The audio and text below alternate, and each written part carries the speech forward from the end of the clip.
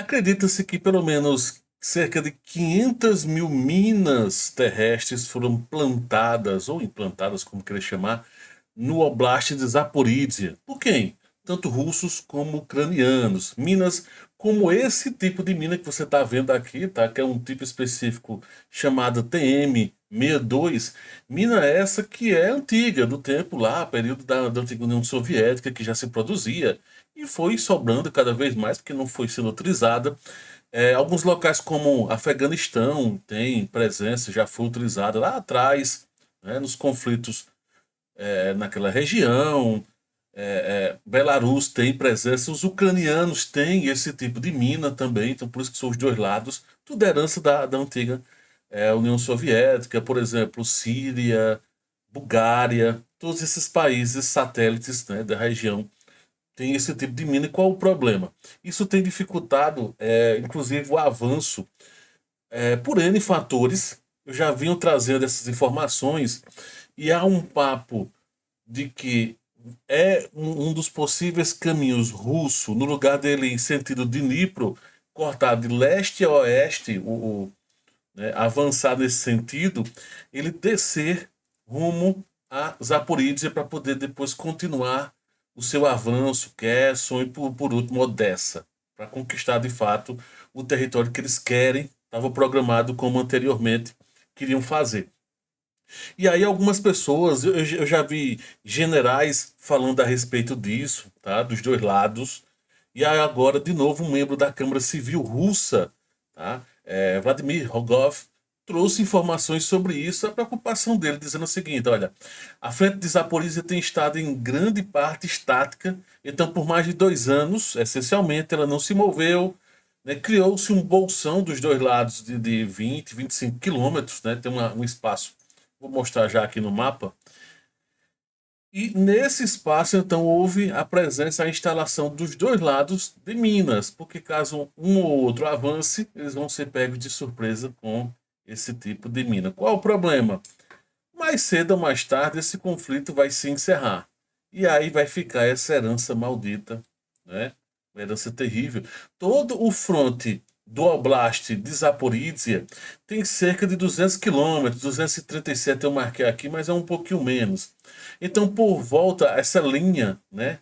Toda essa linha que você está vendo, tem mais de 200 quilômetros. E aí coloque um recuo de uns 10 a 20 quilômetros. Vamos colocar 20 quilômetros numa situação aqui. Então vai ter um recuo russo, de mais posição forte russa, como também vai ter um recuo ucraniano mais forte e presença de minas, talvez até em outros locais também aqui. Surpresa.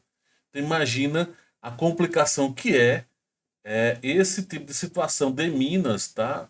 Evidentemente, Zaporizhia é uma cidade extremamente importante, relevante, lógico. Inclusive, tem ocorrido alguns bombardeios recentes nessa região. Mas aí vem toda essa questão que eu estou trazendo. Nesse corredor que os russos querem seguir, então, caso venham, vai ser um grande problema dos russos e também, dependendo da situação, para os ucranianos, essa questão desse tipo de mina. Inclusive, vários exércitos não utilizam. E qual o problema ainda maior, né, que foi relatado? É que, inclusive, isso aqui eu acho que deve estar no museu. Isso é a imagem de um museu. É esse tipo de mina, parecido com elas, ou eu não sei exatamente se é a TM-62, que é essa. Os russos utilizam, por exemplo, para jogar em abrigos ucranianos, tá? Eles retiram uma certa proteção, colocam na mochila e jogam e correm o máximo que puder. Porque na hora que praticamente bate no chão, acontece grandes explosões, colocam mais de uma mina. Imagina só o estrago que é feito em alguns prédios ou estruturas ucranianas.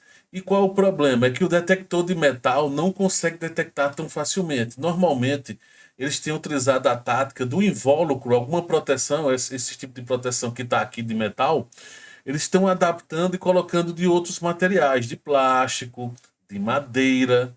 Então, isso dificulta o detector de metal achar esse tipo de mina. Imagina só, é aquilo que eu falo, numa situação de rendição, de cessar-fogo, o que quer que seja, a complicação que vai ter que ser, onde provavelmente vai ter que se ter bombardeios e coisas do tipo nessa região. uso de algo relacionado a isso, para poder tentar desarmar o máximo possível dessas minas. Então tá aí uma curiosidade, uma situação que termina sendo ruim para o conflito, tá?